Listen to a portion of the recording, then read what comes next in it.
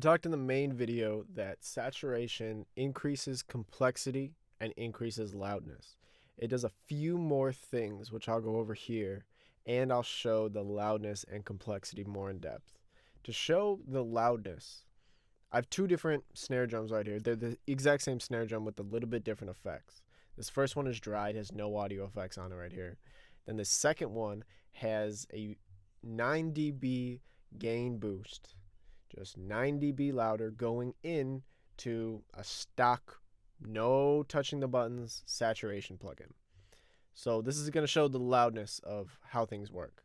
Like we went over in the main video, if you increase the loudness for a saturation plugin, it'll affect the saturation plugin. You don't need to touch anything to start getting signal changes. The dry sounds like this. And then without the effects, obviously the second one sounds the exact same. And here's it with the effects. I'll go from the dry to the saturated one in the middle right here. So dry first, saturated second.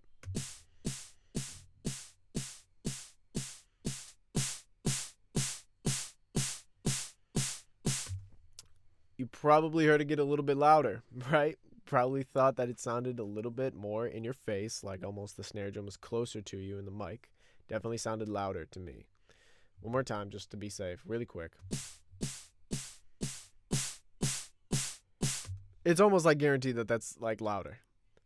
Here's the crazy part that it really blew my mind. That's why I really like this, and I made a whole nother video about this topic, because this is the coolest thing. Look at the waveforms right here. We could even tell from right on this menu, if I zoom in right here, this dry track peaked at -1.7 and the saturated track peaked at -4. That means that the dry track, the one that seemed quieter, was 3 dB louder than the one that seemed louder. So the other one seemed louder and it got quieter. That's amazing. One more time just to show the waveforms right here. The dry looks like this. Comes all the way to the top. And the saturated comes slightly under it and just sounds so much louder. That's amazing. That's amazing. Now we could boost this back up by 3 dB on this track. Now we have an equal gain between the two, and let's see the difference. That's night and day. A huge part about mixing in general for everything is making sure things are loud and still dynamic. So you have loudness without sounding terrible and squashed.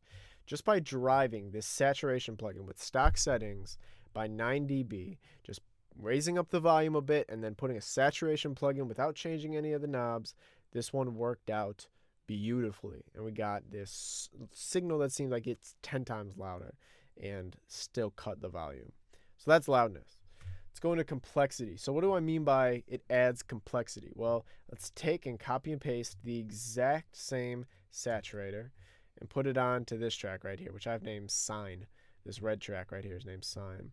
And I'll paste the saturation plugin on there, so that goes on there, just to make sure. Maybe I did it twice, my computer's lagging, but I'll just put a new Saturn on there because things go slow because we're live. And do the exact same thing. I'll see in a scope really quick this EQ on the sine wave. Hardly anything. Usually sounds are all over the place. This note is just one note playing there, and I'll turn the volume so you don't have to listen to that the whole time. Let's see what happens when we add this saturation in at a volume. We'll put a volume before that so we could drive the saturation plugin. We'll notice one thing: as soon as we turn the saturation plugin on, that the complexity will change. As we could see here, oh, now we just turned it on. This little note appeared right there. That was just a small little bit, but without it, that note is gone right here. And then with it, it comes back. Okay? So now let's try to drive this sound. That's at around 6 dB. Notice there's higher of that peak and one more little peak coming out. Let's go to 12 dB.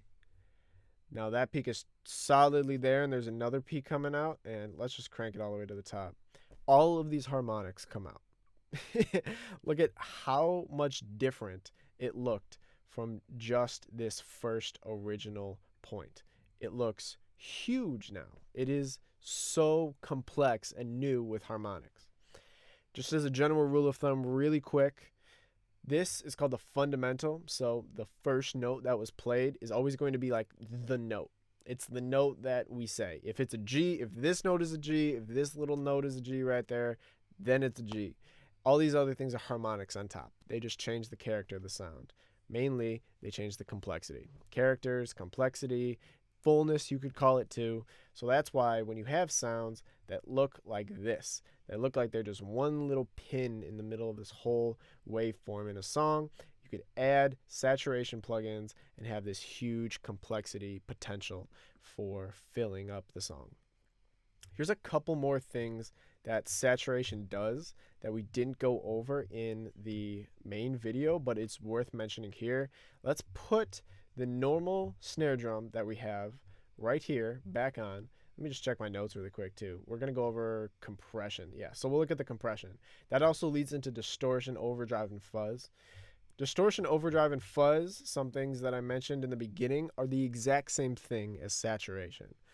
The only difference is the level of compression that overdrive, distortion, and fuzz tend to have. The reason why they're all separated, why there's, like a distortion plugin in Ableton, and there's different names for gentle, warm tube, crunchy tube in this saturation plugin and many other saturation plugins, is simply the character of how it saturates and how much it compresses that sound. We'll see the compression in this wave because this looks like the old one. The dry and the saturated look the exact same right now. If I apply these effects to the waveform, let's see what it does to the actual wave to see what we're now seeing. That looks a lot different. This is it after saturation. This is the snare drum after we've put all of our saturation and we drove it however much we wanted to drive it. The tops got clipped off like a buzz cut. This ending increased so much in volume. The tail seems to go on for a little bit longer. It's just generally thicker overall. That's for one why you see, obviously, complexity. You can get that, hey, it is a complex waveform compared to the original now. There is a lot more hills and valleys, especially when you get into this gnarly area over here. And it compressed it because compressors take the high things and the low things and make them more equal. Took this top, brought it a bit down, took this bottom, brought it a bit down. This quiet part over here is louder than the original. Top part is quieter than the original. So it compressed it a bit. It's a gentle kind of in between of like distortion and overdrive. Fuzz would be crazy, crazy. It's the hardest in order. Saturation, overdrive, distortion, fuzz go increasing in how much they distort and compress the sound. But that is really what is going on with compression of these things. Last thing is about transients, and transients are just the names for the tops of these drums. So the transient is this peak right up here. Those are super important when you're getting your snares to pop. So make sure whenever you're saturating and you get this clipping, kind of limiting but chopping off of the top, that you add transients back in to the sound by transient shapers or by compressors with an attack time around 48 milliseconds. Leave a comment if you want to see a more explanation on transients below. Again, leave a comment if you had any thoughts about this video or anything to say about saturation in general. I have another video coming up, which is a super, super, super... It's the deepest I've ever gone with music production. I really felt like I'm leveling up with this stuff today. It's why it took so long to get these videos out, by the way. But leave a comment below for any of that stuff. Go watch these next videos. Go watch the main video of that one. Thank you guys just for watching, though. Make sure to like it if you like it down below, and I'll catch you in the next one. Peace.